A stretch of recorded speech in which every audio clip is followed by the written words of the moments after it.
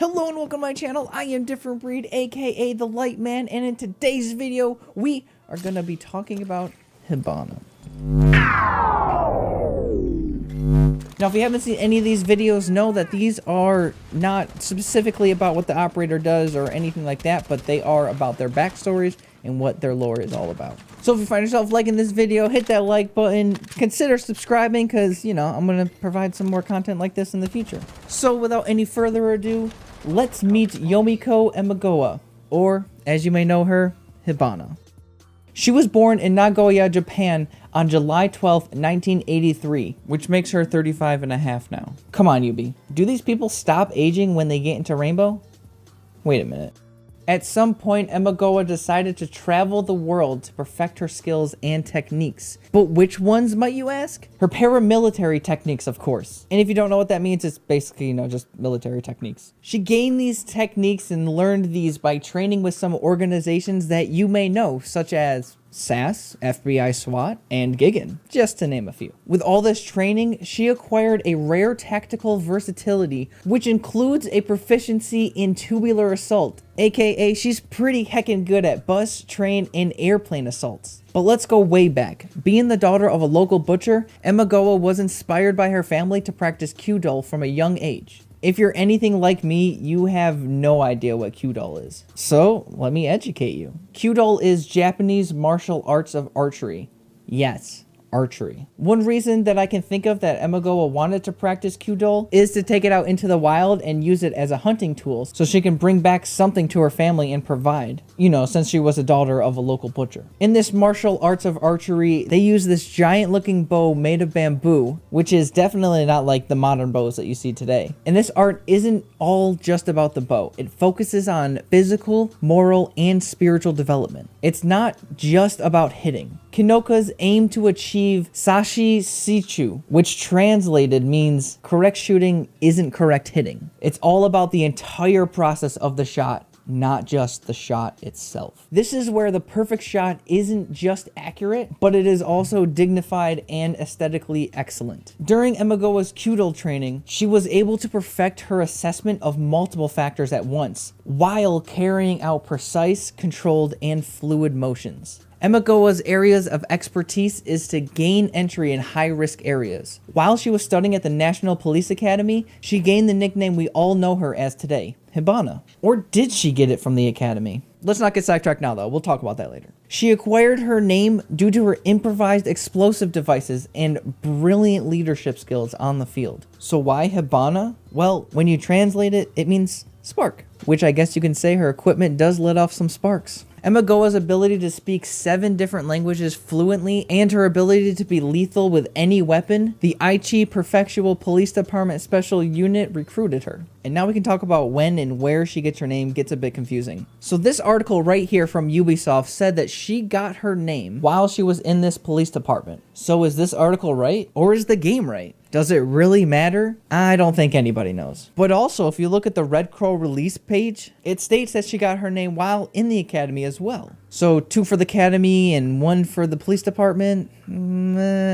Anyway, with her diverse techniques and her charisma, she ended up moving in the ranks pretty quickly. And after a while, she got into Rainbow. So let's go over the psychology of her. She is a natural team builder. She's passionate and adaptive. She inspires experts from diverse backgrounds to work together to reach a common goal. And you will see examples of this right now as we go over her training. So the first thing on the list is the National Police Academy, in which in it she took a cadet course, a course for experts, and a course for newly appointed inspectors. And one thing that we're going to find out about Emigoa is that she does not like to sit in one place. She loves to travel. She loves to be around everywhere, like the entire world. It's pretty crazy. She took a CQC course in Perth, Australia. And as part of her training, she won the 2011 Combat Team Conference. Now I was sitting here and I was wondering, what is a combat team conference? How do you win a conference? Because to me, conference is just meetings. Like, how do you win a meeting? You know, that doesn't make any sense. So I looked it up, of course. And funny enough, this is held by GSG-9 every 4 years in Germany. So now she's been in Japan, Australia, and Germany that we know of. But this is actually a competition of military and law enforcement special operation units. So not everyone can go to this. And I guess it's not just a conference. This was created in order to improve cooperations across various national units. And it encourages exchange of ideas and experience. This competition includes hostage rescue, CQC, close quarter combat, and marksmanship. All of this started in 1983. Coincidence? I think maybe. And in 1983, it had 20 different participants. The last competition was held in 2015, which included 43 participants. There was an actual competition in 2015, but I can't find anything about it, so I don't know who actually won. So if this is held every 4 years, and the last one was in 2015, that means that there was one in 2011. But I can't find anything about it. In fact, I can't find anything about any of them. So I don't actually know who won the 2011 one. I just thought it would be pretty funny, or it would be actually really cool if SAT won this. And by SAT, I mean, you know, the special assault team where Ermagoa comes from. So outside of her training, she has a whole bunch of relative experience for what she does with Rainbow. So the first on the list for her experience is the National Police Academy. We already went over that. The second one is the Aichi Prefectural Police Department Special Unit, which I originally thought was SAT, but it is not, as we can see further down the list. So we'll just mark this off as another police department experience. She was assistant inspector, which, again, if you're like me and you don't know what this is, I should probably explain it. So I looked it up. Couldn't really find too much about it. However, I did find a job posting. So I'm guessing it's similar to this one. This one's an assistant inspector general for the U.S. Army. I'm not quite sure, but I'm assuming it's going to be around the same along the lines of this. So this person understands complex missions and base operation programs and procedures to resolve assistant investigations and inspection matters. They gather information, identify issues, and develop recommendations. They have knowledge and problem-solving skills, and they know how to identify the problem, investigate, and resolve the problem. They can gather information from, and they also brief staff officers, directors, and subordinate supervisors and commanders. I don't know why there's two ands there. They can investigate or analyze a variety of unusual conditions, problems or questions in matters ranging from individual concerns of soldiers, family members, and civilian employees to issues of organizational productivity. So yeah, they gather information and they do some things. The next one on the list is the Special Assault Team, and this is where the SAT comes into play. Now, Ubisoft didn't mention anywhere in Ermagoa's background when she joined the assault team here, so I don't really know when this comes into play, but it does at some point. And based on her last experience that's written down here, in 2015, she had a SAT join training. So I'm assuming that's when she was joining the SAT team. That makes sense to me. It's, you know, more special ops training, and, you know, she joined the special assault team in 2015, I guess. But let's go over these other two experiences she has. She has 2 hostage crises underneath her belt. The first one we're going to go over is the Bepeyu hostage crisis.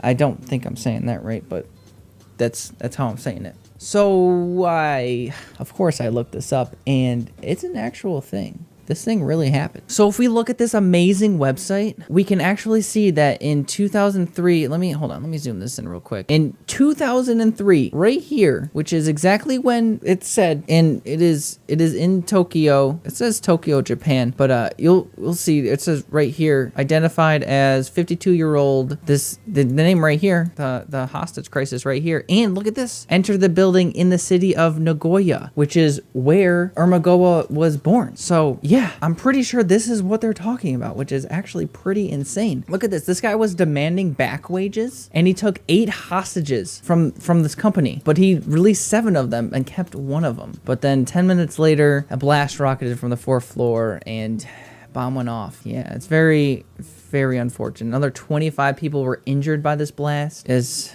interesting. So this started at 10 a.m. and ended at 1 p.m. So it only lasted a quick 3 hours before he decided to let the bomb go off. So here's another article that also talks about the same one here. We're looking, this So he set off an explosion and it killed himself, a hostage, and a police officer, while 23 people were injured in this blast. It must have been a huge blast. You have 3-hour standoff. So it's confirmed. This is what I believe that they're talking about as Ermagoa's experience. Now, Ubisoft didn't say anything about when Ermagoa joined the Aichi Police Department, so I'm just going to assume that this was while she was in that police department, because while she was in it still, she ended up in another hostage situation. And in this one, a former gangster ended up taking his ex-wife hostage. This one was a 29-hour standoff. That must have been really intense. And he only surrendered after his ex-wife escaped on her own. But she was held for almost 23 hours, so there's a 6-hour gap. But when he decided that he was ready, he came out holding a plastic bottle and a vinyl bag containing liquid. He didn't have his gun, and he kept his hands up. So the officers seized him and were able to get him. And here's the Aichi police station right here. So I believe this is what Ermagoa was a part of. So after that depressing experience, let's talk about better things, I guess. Ermagoa participates in numerous special operation conferences around the world and even presented a panel on disaster reduction. She also collaborated with FBI SWAT Jordan Trace, as we know, Thermite, on Project X Kairos, which I feel like we kind of know what was made out of that. So how did this come about? Well, partaking in a special operation conference in Jordan, Ermagoa met operator Jordan Trace, a pioneer in brimstone BC-3 exothermic experiments. You see how I said it right that time? I'm sorry for everyone who watched that Thermite video and I kept saying brimstone. My apologies. She collaborated with him to develop the X Kairos, and we know it as a 40mm caliber launcher. So remember way back when I said Ermagoa's nickname Hibana translates to spark, and that makes sense? Well, the literal translation means fire flower, which definitely also makes sense because if you look at her pellets, that's exactly what they represent. Man, the detail in this, I'll tell you. And if you didn't know, Hibana is shown taking a picture with Pulse and Thermite. If you want to find this for yourself, you can discover it on a piano in the Fortress map.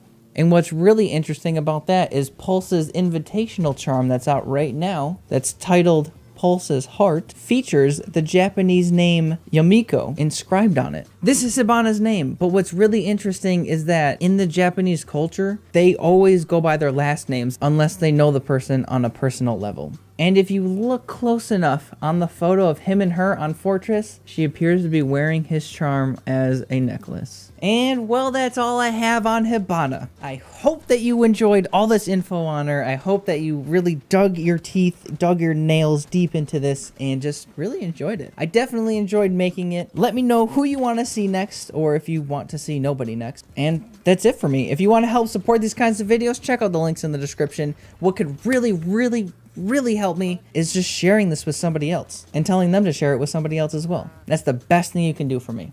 Also, come hang out with me on Twitch, and I have a Twitter and Discord as well. So until next time, stay different, everybody. And he only surrendered after his oh my god, what the